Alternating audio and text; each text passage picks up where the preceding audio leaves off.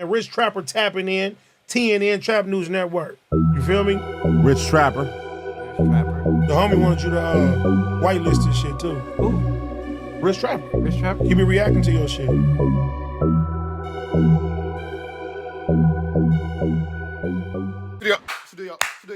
Y'all, Rich Trapper tapping in TNN Trap News Network. We back in this day, like cook cracking this day, man. If y'all can't hear it, I am fully sick, bro.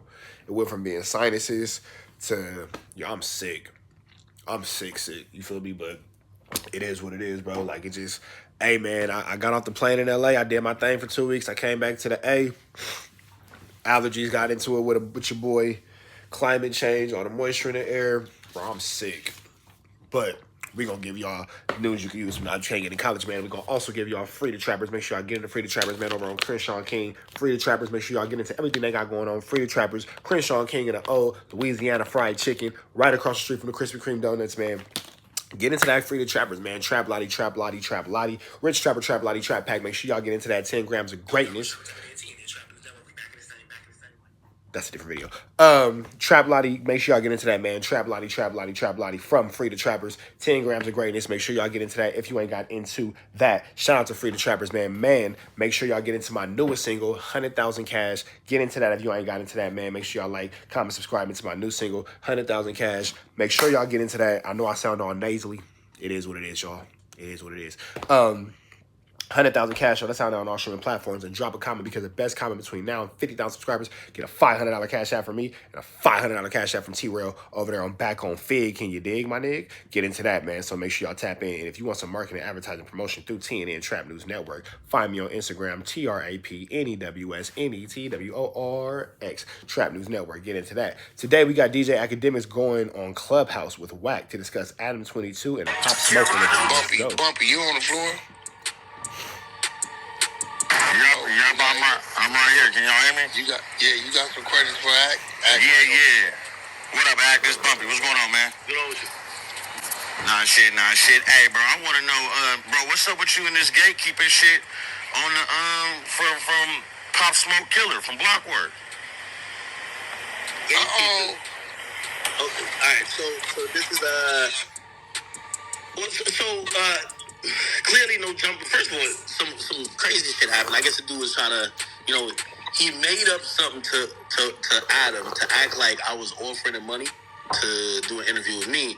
But it's good old leverage, you know what I mean? Like, I think he wanted to probably get some more money out of Adam. Regardless, here's the thing. And I don't have a problem, I used to, like, back in the day, me and Adam used to even get at each other back in the Wait, so Akademiks did offer the kid who won A7 Pop Smoke the interview first, and he turned down the money because Adam offered him more, and now Ak is low-key upset, saying that Adam shouldn't have did the interview, but he low-key offered the kid some chili to do the interview? Is that what I'm hearing? These days, man, I understand we're in a privileged position. These days, the biggest media outlets are the independent media outlets. It's not like the Vibe magazine, the XXL. So I try not to really go at my counterparts. So, like, even if I put out an opinion, it's just my humble opinion, but I can't tell niggas what to do. And I'm not going to hate them over if they do something I don't approve of.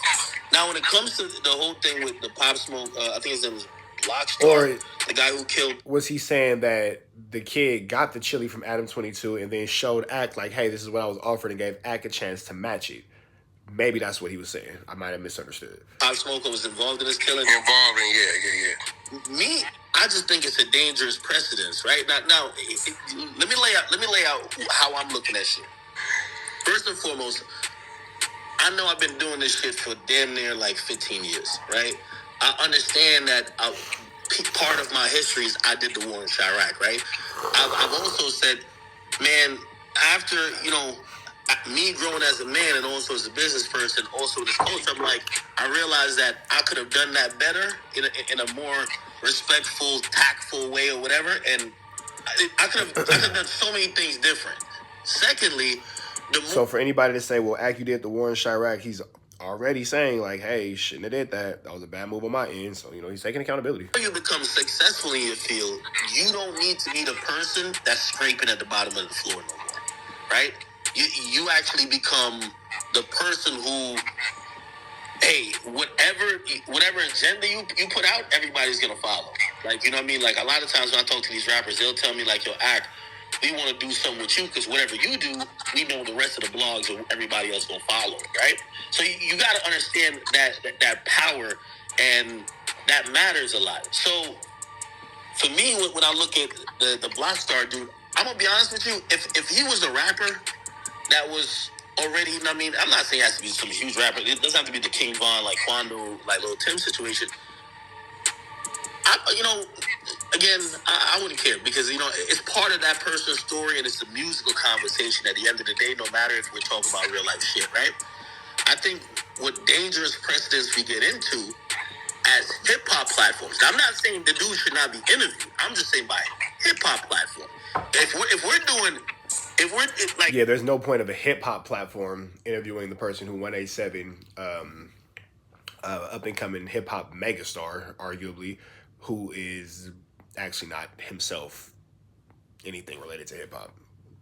That could have been done more like by a journalist or something like that. You feel me? Our platforms are built on the culture and the music business, which means we're not just like CNN reporting every death, every whatever. We are a part of something that's an ecosystem. So when we're a hip hop platform and we give a platform to people who aren't in the hip hop. Now, if it was somebody who was an A&R who did some shit, all right, I get it.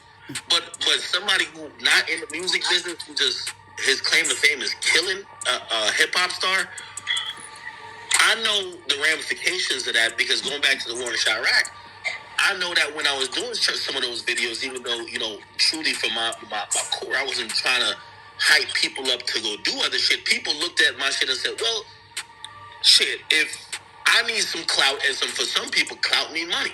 If I need some clout, shit, this nigga Akademiks making up nicknames for the niggas who could get this person whacked. They might be more incentivized. So I don't want to incentivize, especially with us as hip-hop media, I want to incentivize people to harm rappers or anything like that, thinking that I could get a payday off of this. So that's my only thing. Because it also works twofold. And that's why I was, again, to me, it was just like a friendly warning to Adam, because shit, put it like this. If you're interviewing this guy, why would you interview somebody else who just ran down another rapper or robbed another rapper? Why would you interview the people who, maybe you would, the people who killed, what's my guy name again? P&B Rock in that in the Waffle House. Why don't you interview? It was inside the Roscoe's, but we get what you're saying. I mean, the person. Why don't you go interview the dude who ran up in Bun B's house, right? But you probably wouldn't. The reason why you probably wouldn't is because Bun B is a part of the reason why even his platform and my platform exists, right? And for some shit that is not music, why the hell are we going out of our way just to get cheap bottom of the pavement clicks? Somebody's so excited to be heard that they're listening to themselves and or recording the phone call, brother. Please, whoever is in the clubhouse chat with Akademiks and future references, fix your audio. We can hear you thirsty. And somebody's gonna do it, and that's why I was saying that. When I was in my Warren Chirac mode, bro, there was a million media outlets linked at me. I was trying to stick out. I don't think that when you're a no jumper, you're Akademiks, or even a Vlad, or let's say a Breakfast Club, or a Joe Budden podcast, you don't need to be doing that. Somebody in the culture will do it. That content is gonna get out. But when you do it as one of those big platforms, that's the dangerous precedent. I agree with Akademiks. It's a lot of things going on in this space that even that I'm in, that it'll come out. I don't got to be the one to put it out. And then when it comes out, we can discuss then blah, blah, blah, but it don't got to come from me. So I could definitely respect what Akademiks is saying at that point for sure. And also it encourages bullshit. Well, wouldn't you agree that it's just as distasteful as like when Vlad interviewed No Plug behind the Bankroll Fresh thing? Or even in your case alone, after the war in Chirac, wouldn't you say that some people find the 6ix9ine interview distasteful? So it's going back to that main point I'm saying. If it's within the context of rap, I interviewed Julio and I interviewed Young and Ace. right? I don't personally believe that their music is centered around a conflict. If I interview them and I ask about the conflict, that's what their music is centered around, and that's what they're promoting. Again, we are hip hop media. You don't see political media going into true crime shit. Like you're not gonna see C-SPAN go interview the guy that killed, or the family members of the person who killed John F. Kennedy. So I'm only saying it from our perspective as hip hop media outlets. By the way, I do think this guy's gonna get interviewed and he's gonna do a documentary. I got no problem with that. I got zero problem with that. Like he has a story to tell. I have no problem with him telling a story. I just know when you start something, I know what comes afterwards. I remember people incriminate, like, everybody. I never lived a day in my life in Chicago. Everybody gave me that information. Like, people would just do stuff and just be like, hey, here's the proof, talk about it. You get what I'm saying? But it does breed other shit. That's all I'm saying. So again, when you're a hip hop platform and it seems like you're rewarded monetarily with clout and also money for stories about what you did to a rapper, I think it propagates it more. And also the reason I was saying we're all within this, man, listen, when they realize they can't catch the rapper, they'll catch a blogger too. Trust and believe.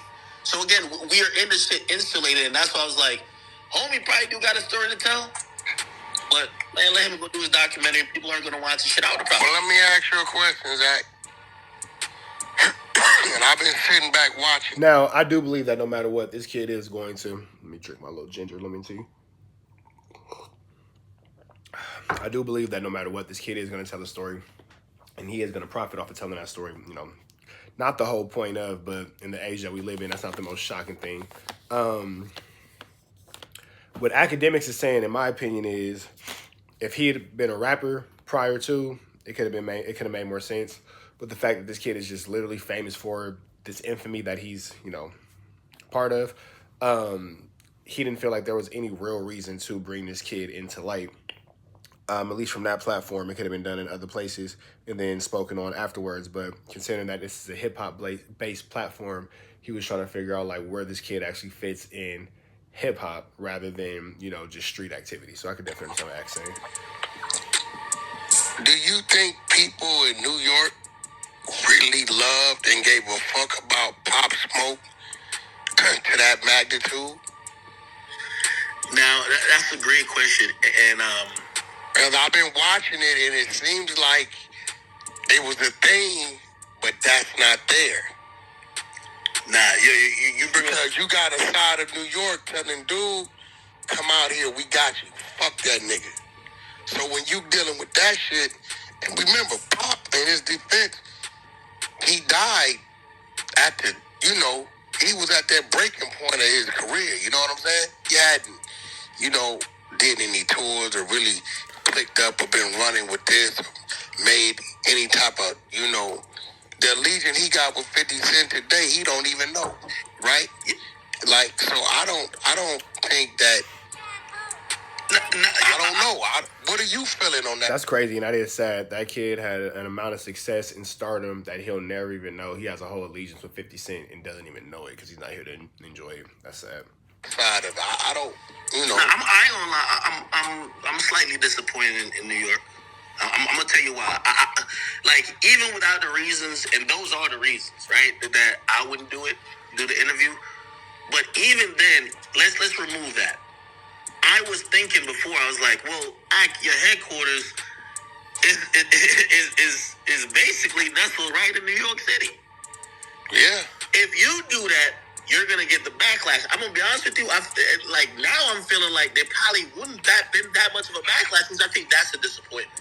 Because, for example, I thought there was gonna be some solidarity on how people in New York felt about, like, yo, this is a dude who killed someone who pretty much changed the trajectory of what New York rap was.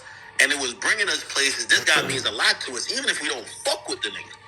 You get what I mean? But I think in New York, it's kind of like, okay. Yeah. There's a few individuals, and I don't want to, act like everybody quiet. Like, there's a few individuals is like, yo, nah, that shit's unacceptable. But When I first saw it, I thought that this was going to be the response. Yo, man, it's clipped for no jumper with any New York artist even getting up there no more. It's over. Oh, no. See, here's the thing about that. Selfishness will always overshine the greater good of what the group wants. It's all fun and games. It's F Adam, it's F Adam, it's F Adam until he gives you an opportunity to come on No Jumper and you need to promote your mixtape, and now you'll be over there doing whatever you got to do and standing in solidarity with Adam and being like, oh, well, that don't got nothing to do with me. Why should I have to blah, blah, blah? Oh, no, big dog. There will be no solidarity. This is an every man for himself situation. Very clear to see. Because you can't go do that with that nigga who basically is shitting on the existence of somebody who helped an entire city. But I don't think New York looks at it like that, which I think is a little sad, but you know what I mean? Everybody probably have their reasons. I think Lord, from God willing, is not a good dude. If this would have been like, and I'm not trying to go too big of a guy, like a Dave B situation, then New York be tripping and flipping right now.